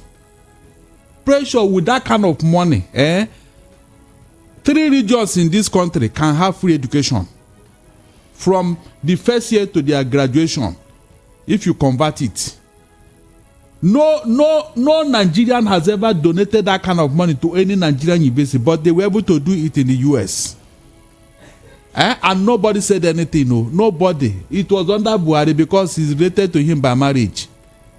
It happened in this country. Oil money, our own oil money, they used to go and donate so I become a chair of that university. You can imagine. Is that not money that you are used to lift up our education here? Precious. $2.4 billion. NNPC said that they are in the hands of Malami, former Attorney General, and the former Minister of Finance. The National Assembly probed it and called them to come and explain what happened to that money. The Finance Minister refused to come. Malami came and spoke grammar and left, and that was the end of the matter. As I talk to you now, the former EFCC chairman, Nuhu Ribadu, he said that over $500 billion of Nigerian money are out there in coded account abroad. Nuhu Ribadu said it. Precious, if you bring that kind of money here, which education are you talking about? Please tell me. You can see how wicked. I told you here that there are people Satan cannot receive because of what they have done to their people. Very wicked people. That money, I told you here, there are some people, the money they kept in coded account somewhere in Switzerland or on all this private island over there. They did not see it until they died, and nobody had bothered because it was in a coded account. The money just went there. Precious, you can imagine how wicked some people can be. Your own country, but you go there and enjoy all the good things. Leaders of those countries, they use their money to build those countries, but your own, you fritter it away, and you come back here and you are preaching moral to me. No money, no money. Meanwhile, our money is in their pockets. No money. All right. Okay. It is unfortunate that Nigeria have the most wicked and heartless politicians. That's what you said. That's your opinion. All these current politicians in corridor of power enjoyed free education during their time. Why is it so difficult for them to uphold that legacy and do same for people now? Uchichuku from Okiafa sent in that message. You're wondering very loudly. Okay.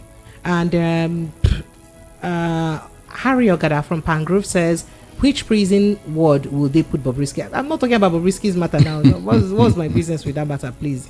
Madam Precious, how did you women give birth to those politicians that are trading with Nigerians' lives in the name of politics? So you don't ask the question before. Now you get to involve me as a gender to ask the question again, so that I go answer your question. Okay. Did you produce any Mary, politician? I don't understand. Mary from Okafa says, Precious, it's so unfortunate that for the past 9 years, the leaders of this country have insisted on making life difficult for the common Nigerian. Increase of school fees, increase of electricity, which is going to affect production and goods and services. Please, you have to talk about this house rent. Sometimes we wonder if these leaders are Nigerians. Don't worry, they're not from Afghanistan. All right, going back to the phone lines. It's still 0700 903 903 903. Hello, good evening. Good evening. Hello. All right, for some reasons, I don't know what's wrong with that WhatsApp line. Hello, good evening. Yeah, this is Remy. All right, Remy, can you hear me now? Yes, very well. Go ahead. Yeah. I think the person that Godality was referring to, I think it was Indimi. Indimi, yes. Yes. Mm-hmm. He built a research center in the university his daughters graduated from. Mm-hmm. While his own people here are languishing. Can you imagine? They couldn't go to school. Can you imagine? It's a deliberate effort. Oh, they run the feudal system. And the idea is the poorer they are, the uneducated they are, the other it is for them to demand good governance. And that is what they've been doing all the years.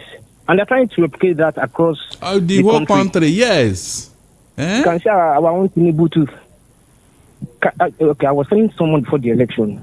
I'm not trying to badmouth Tinubu. Just tell me one thing, one educational thing Tinubu sponsored in the last 24 years. None. It was the pro-chancellor of Lautech for years. Lautech was on strike for like ever. He did nothing. At a point, ASU called him out. He never lifted the pin. So someone who was never a pro-people person, you now think overnight he will transform to something else. You guys are joking. I'm telling you. You are. We knew this was going to happen. It was overnight they paid 24 billion naira for Hajj. They never set up a committee. They never returned the bill back because to the house. The time was about to close. They just rushed the money. I was even going to. I wanted to talk about this, but I didn't want people who are religious minded to come after me because I'm wondering what's the rationale behind the rationale behind increasing school fees, allowing our children to suffer. And parents suffer. In fact, allowing children to drop out of school because they cannot afford to go to school, and then subsidizing Hajj for people. But whether Christian or Muslim and traditional Hajj, traditional pilgrimage, is the same thing. Why do that? Do we not have things you can do with money? Do you think they do know better? You think they do know better? Instead of we to put all those monies together to channel into education or other aspects or industrialization, we're using it to go to worship. Let me keep quiet. Go ahead, Remy. They were never there because of you and I. So they will never make any decision that is pro-people. It is common sense. They are not there for you and I. So you think they will now come there and implement policies that will favor you? In a sweep, remove subsidy on fuel. Ever since Adelabu came in as the minister, he's been shouting subsidy removal on electricity. And now he has achieved that. They've been shouting that from day one. So they were going to do that. And by so doing, by subsidizing energy, subsidizing production, but by removing it, it's going to affect production. Of course, it's going to affect inflation. Of course, they don't know. Thank you, Remy. Thank you. I appreciate it. They don't know. Our belt. Thank you. Tighten your belt, as they told you. Thank you very much. Hello, good evening. Hello. Yes, please. Good evening. Hello, good evening. Yes, you're welcome. Sister Precious, good evening. How you doing? I'm fine, thank you. Good evening. They say you're APC woman now. I don't know whether if it's true if you're APC woman. Before you make me joke, so I'll be buying like 1 unit for 1 naira because my party is in power. No, it's never up to 1 naira. Maybe like 50 kobo. Well done, sir. Well done. Thank you. Go ahead. You have your own please remind us your name and where you're calling from. My name is Brady. I'm calling from France. You're welcome. Go ahead. Like what the chairman in the studio was saying. Even they use English. Sorry, my fan of English person. Like what the chairman they talked just now. That was 2 years ago. That prepaid meter in my dad's house, they cut they removed it. They say you have expired. Bringing it back, it was a problem. We have to pay 400,000 to bring it back. Even still yet, now they are charged. Before they bring it back, they were charging us 40,000 every month. 40,000 every month, which it was absurd because now we are confused. Because there was no light, how come you are not bringing bills for us to pay? Because it's somehow. It did not be like when you didn't have prepared, the bill was accumulating.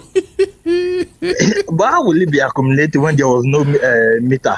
You were using light. No meter. There's no light.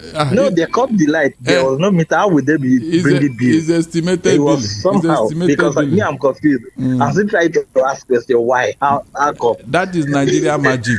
But it's wrong. Anyway, it's wrong.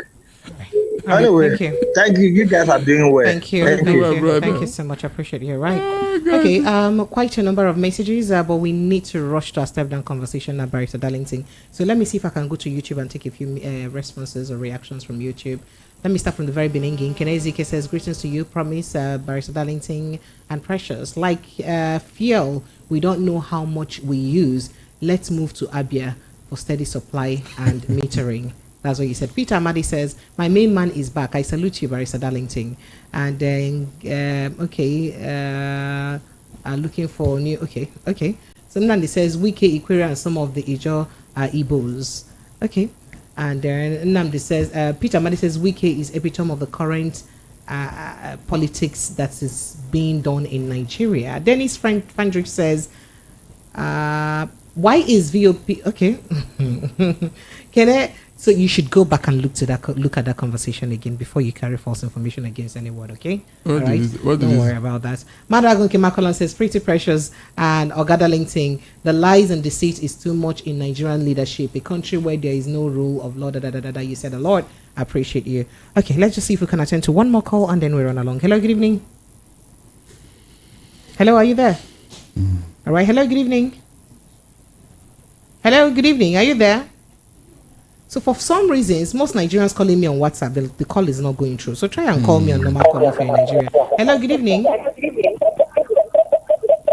Hello. But why are you doing like this? Now, when you call me, you try to turn down the volume of your radio sets now. Hello, good evening. Hello, good evening. Hello, good evening. Yes, good evening, sir. Welcome. Good evening. Good evening. Yes, please. Yes, can you hear me? Good evening, Sister Precious. Good evening, Sir, Barrister Darlington. Good evening, sir. Well done, my brother. I'm always happy when I hear your voice. You are indeed the the mouthpiece of the common man. My name is Sunday Maego. I'm calling from Itire. Well done. This matter you have been deliberating on, it's something so pathetic about our country. I believe that if people like you network. Oh, I don't like when people want to aid their views. Okay, all right. Unfortunately, so Barrister Danity, someone has a response for you here. The person says it's not true that the first set of OAU graduated within 1 year. OAU was established in 1962, and the first set started same year, but was taking courses at present Polytechnic Ibadan, and they graduated in 1965 and not 1962. Not within a year. Please do your research and not twist the narrative, please. Okay.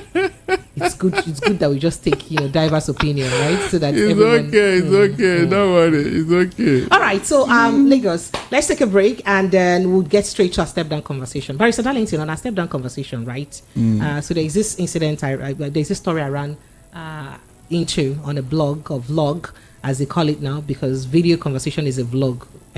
So now the conversation goes towards a man got married, and I hear that you men get tired of your wife very easily. So he felt that she was everything to him when he got married to her, but after a few months of marriage, he found out that he wasn't enjoying the marriage. He didn't like her anymore. He couldn't sleep with her anymore. He felt he needed things to spice up his life because he felt drowned in the marriage. And he told her, and he started fancying, some co-worker neighbor around. And he told her that, look, this marriage, I don't tire, but I fancy this babe. How about if we open our relationship so that I can do anything with anybody? You too, maybe you can do anything with anybody. She says, okay, fine. Guess what? In the same house? Yeah, so she left the house for him so that he can enjoy himself. And he said he thoroughly enjoyed himself. And then guess what? The next couple of days, he gets a call from his mom, crying, that, Como, your wife has taken away my husband from me. and then he calls the girl. The girl says, well, yeah, I'm going to give your father a son that he will be proud of. Barrister Darlington, that's a step down conversation. After this break, we'll handle that matter. So right now he's worried. He doesn't know what to do. He's asking that what should he do that he's going to deal with her. But then that's the issue. Some random gist. So let's just have fun and talk about this. Barrister Darlington, that's a step down conversation. I'm going to play the voice audio from the vlog that read out the story after the break. Lagos, stay with us. This is the Evening Rush. I'll be right back. Listen to hot critical analysis and top trending topics of the day. Join Precious Monday to Friday, 7 to 9 p.m. on the Evening Step Down Conversation on 90.3 Voice of the People FM. So take a listen to that narration or narrative or the story that I just mentioned this evening, and listen very carefully, as I'd like you to have your say on the conversation. Anymore. After 6. So, I meant it when I proposed to my wife Laurie last year. I really felt she was the one for me, but I don't like her anymore. After 6 months of marriage, I can't breathe. Every time I come home, she's there. While dating her, I can leave her and just have my tiny studio apartment to myself. Being married to her makes me feel crowded. Everything she did before was so alluring. Her smile, her body, the way she smells, and now I just loathe her presence. I told her that I don't find her attractive anymore and I think we should open the marriage. I was honest. I told her about a co-worker that I was flirting with and that we want to see where it goes. Oh my God. Bravado. What? In the same convo, bravado. Laurie was furious. Furious. She then cried. The next day she said, variety can make us appreciate each other more. Laurie stopped coming home and I thoroughly enjoyed her co-worker. Oh my God. Thoroughly enjoyed her co-worker. Thoroughly in caps lock. Wow. Like she's an aperitif. Bro. I thoroughly enjoyed her. Yeah, and that's Jesus. That sounds like Hannibal Lecter. Bro. Then my mother called in tears. Oh my God. Telling me my dad left her for Laurie. No. I called Laurie. I was in shock. Her. Yep, I'm fucking him. I'm going to give your dad a son he can be proud of. No. Nigerians, please forgive that language. Apologies, I didn't see that coming. All right, so Marisa Darlington. So in this situation now, what should the local man do? What would you do? What should he do It's now? a free word, though. Because he's going bonkers. He's going crazy. How dare you? He said he will deal with her. I didn't finish that story. Okay. He said he's going to see her and deal. Well, let me see if I can have that part of conversation. He said he's going to see her and deal with her. Let's see if I can play that part. He would do anything. I'm gonna give him a son he can be proud of. Brave. Women are crazy. The fact that the mom called while crying. Wow, bro. I wouldn't know what to do. Bro, that's... Pops didn't give a fuck. No, Pops didn't give us. Yeah, I'm still him with my grades. I'm still him. Am. Daddy, that's crazy. My son's wife can't resist. I'm packing up. I can't miss out on this opportunity. That's actually bonkers, though. But you do know that the white man can be very very funny. So now he's angry that Laurie ruined his family. What should he do? He said he needs to teach her a lesson. But what kind of lesson will he teach a woman like this? And perhaps she's also pregnant for your father. How do you go about that? I don't mind. And the threat of giving him a son that he'll be proud of. So, Barrister Darlington, what should they both do in this situation? In fact, the man drew the first blood, though. It was the man that drew. But it's not his fault. I heard that you men used to get quite tired very easily. He got tired of the woman. The woman got tired of him, and they both made choices now. What is wrong there? It's the man that drew the first blood. That is why it is said that before you marry, must be matured psychologically, mentally, emotionally, because it is not a tea party. I'm telling you, you are bringing somebody, a strange body, into your life. Can you cope with him or with her? That is it. It's not easy living with somebody, a completely strange person, sharing your space and all that. It takes a matured mind to tolerate that. It's not easy. That is what we call a midlife crisis. It comes. Every marriage must go through it. If you can't survive it, then that means you are not matured. You are not ready to marry. That's what happened. In fact, as a matter of the Western world, do they have a stable marriage? Have you not have a billionaires who don't have a wife? Billionaires. They don't have a wife. I'm telling you. Their family life there is something else. Something else. Look at the man. Telling the woman, he's even lucky the woman did not go and look for tapia. You don't say such a thing. Even if you want to, must you rub it in? A co-worker. And you had a time and all that. And you expect the woman to sit down there and be looking at you. So, whatever he says, it will not stand, though. He drew the first blood. I don't see why anybody should be angry here. You agreed. You agreed. So the guy shouldn't be angry. He shouldn't. He just got what he wanted. He had no reason to be. All right, phone lines are open. Let's begin to take your thoughts and reaction. By the way, the father that is the father not aware that this is the son's wife? The father. If you're the father, will you enjoy your son's wife? I'm sorry, I just asked. Forgive me. You mean it has not happened in this country? Barrister, don't tell me the one that happened in politics. I'm saying, would you marry your sons, or would you have something to do with your son's wife? The man, the wife, the son's wife is already enjoying the father. So why is the father is not enjoying? Is this the way you're skipping that enjoyment part? The father is not the one enjoying the son's wife. Is the son's wife that's enjoying the father? Someone is on the line. The wife told him that he's going to give him a son he will be proud of. Someone is on the line. The father is aware that this is my son's wife. That he'll be proud of. All right. Hello, good evening. Hello. Precious, good evening. Sir Jova, step down. How are you, sir? I'm fine. Joval, step down. Mr. Darlington, good evening. Good evening, All right, go straight to the point, Joval. You see what is happening in your country. Precious, you will not kill me in this world. Where do you get this step down from? You see, am I on? You're on. Yes, you're on. Go ahead. See, they say the person that went to fetch and anti-vegetable firewood. Lizard must come for party. When they come, you should not complain. I am so happy that the woman was able to get back at that man. I'm telling First you. of all, disclaimer, Precious. That man is not in our WhatsApp group. So he's not a brotherhood. So he's not a brotherhood. Association of brotherhood. People are disowning him. I say he's not in our WhatsApp group. Precious. Got to deal with How that. could he open his mouth and said he's enjoying his colleague or what? Co-worker. Enjoying her co-worker. In the presence of the wife. Who does that? I wonder. Rubbing it to the woman's face.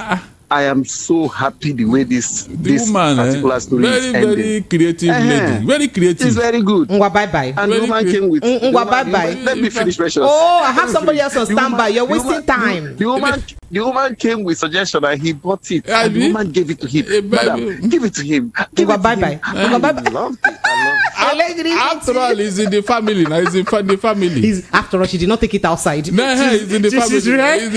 She's revolving it around the family. Yes, hello, good evening to you. Polandry is allowed. Hello. Aya, talk out now. Hello, we're here.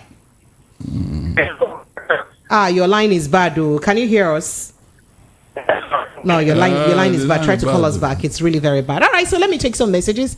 Hey, where do I start from? Normal thing people don't run. Sometimes they even try to. Hey, you say this one a normal thing now. White people they run them. Sometimes they even have orgy party where different couples sleep with each other. The woman has been having an affair with her father-in-law before then. The guy just made it easy for her again. It's like the movie Obsession. The wife they sleep with her guy papa. The guy later died when he found out. Precious, what about your uncle Nedu from Switzerland? Nedu, where are you? Asking after you. Okay. And good evening, pretty precious. My name is Joval. What the person contesting for Barrister Darlington, what Awolo did. No, forget about that. You know, Joval, we don't talk about this. Good evening, precious and Darlington. This is Lily from Isolo. The revenge the lady gave is really terrible. It's better than wasting life. So you better make sure you don't kill anybody, Abi. All right, phone lines are still open. 0700 903 903 903. That's 0700 903 903 903. And the WhatsApp line is 0700. Oh, sorry. The WhatsApp line is 0817 175 6335. 0817 175 6335. Hello, good evening. Hello. I don't know what's happening to my phone lines with Barrister Darlington. This calls there, they can just be doing me somehow. Okay, there is a bug. There's a bug. I don't know. There's a bug. This one we don't talk. Say Precious, make we enter step down. They inside step down like this now. I say Precious, I beg make we enter step down. Make we cool temper small. No light. Niger they hot. Come reducing. I'm coming back to that your step down. But let me take a few calls. Hello. Good evening. Hello. Good evening. Welcome. Barrister Darlington. Good evening, sir. Good evening. This is Precious. Sir? This is Chris, first time caller from Iju Akileye. You're welcome, Chris. Congratulations. Welcome. Please ring a bell for him. The bell is on exile. I've been enjoying, as in, you are just saying my mind. You are saying your Nigerian mind. Because really, we are in a big problem in this country. No, now we are not the talk Nigeria matter. Now we just step down conversation or bam. You don't know the rule of this game. Once you reach this step down, we'll forget about the problem of Nigeria and we talk about life. Because Wahala no they finish every day. We'll talk about this woman now. Are you there? Have you run away? Okay, you're there. Go ahead. Hello. All right, network is bad. So let me go back to those messages I was trying to read. Okay, so prayer. Are you for real? Omo, I'm so drunk in laughter over here. The man should not complain. He got what he asked for. I wonder if this can happen in Nigeria. Precious, you women, You women are awful because I am thinking about the comment of having a son for his father-in-law, and it's making me go bonkers. Comrade Tosin Williams from OG State, Ogun State, sent in that message. Honestly speaking, it has happened. No, it has happened here. Honestly speaking.